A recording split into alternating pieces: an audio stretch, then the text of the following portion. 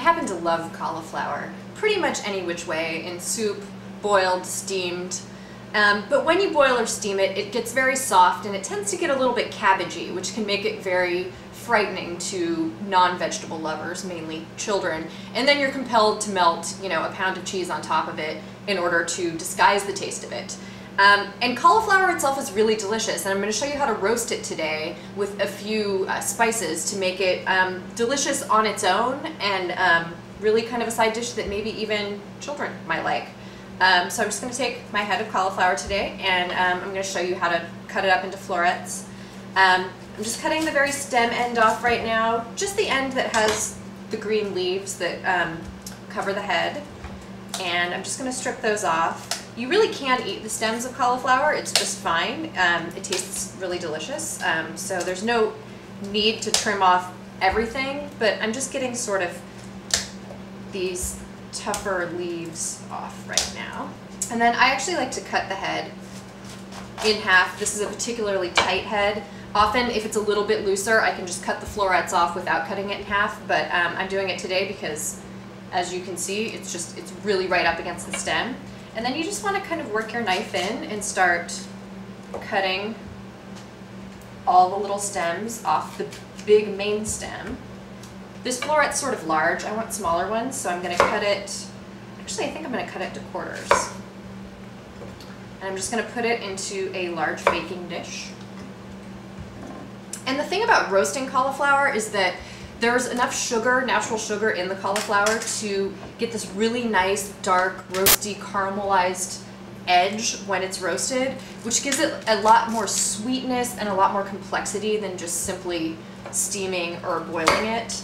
And it also helps keep the nutrients in, because when you boil something, a lot of the nutrients in a vegetable go out into the water and you drain off that water, so you're draining off, you know, useful vitamins, which you might as well eat your vitamins. If you're going to eat cauliflower, you might as well get the most out of it.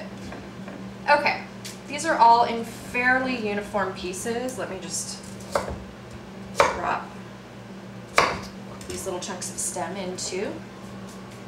And then what I like to do to the cauliflower to give it some flavor before I roast it is I like to put whole spices in. I like to use cumin seeds and coriander seeds.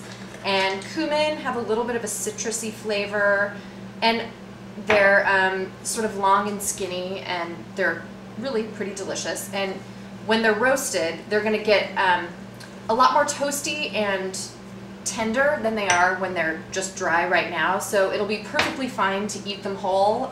You won't mind it at all. It won't seem too hard, or won't get too stuck in your teeth. Coriander also has a great aroma, and there's like these little round balls, and I just sprinkle those on top of it too. And I'm not really measuring here, it's just as much as you really want to put in. It's probably a tablespoon of each if I really thought about it. I'm going to sprinkle a little bit of kosher salt on top of the cauliflower as well. And grind a fairly hefty amount of black pepper on. And then you do need a little bit of fat. This isn't, you know, steaming is a little bit healthier, but a little bit of olive oil isn't going to hurt, or maybe kind of a lot of olive oil. So I'm going to drizzle on. This is probably going to end up being about 3 tablespoons. And then just toss it around with my hands. All right, when all your florets are all coated with the oil and the spices, rinse off my hands so I don't totally drop the dish as I bring it to the oven. And then you throw it into a 400-degree oven for about 40 minutes, which sounds like a really long time, but you want it to get really caramelized, and it won't get mushy. It'll stay nice and firm and toothsome, which is exactly what you want. And in 40 minutes, I'll show you what it looks like.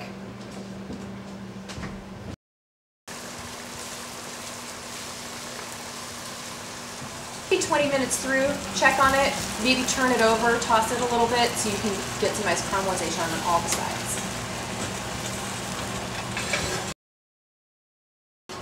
Ooh. Oh yeah.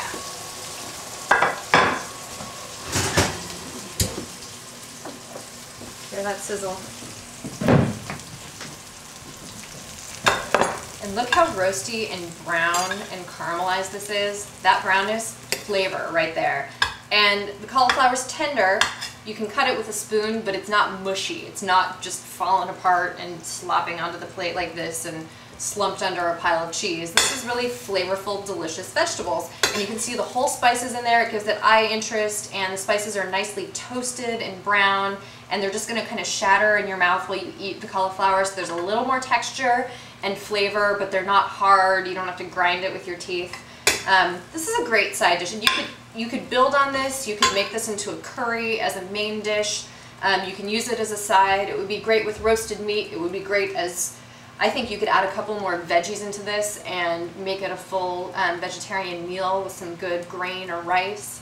I love it, and I think you're gonna like it too. It's worth a shot.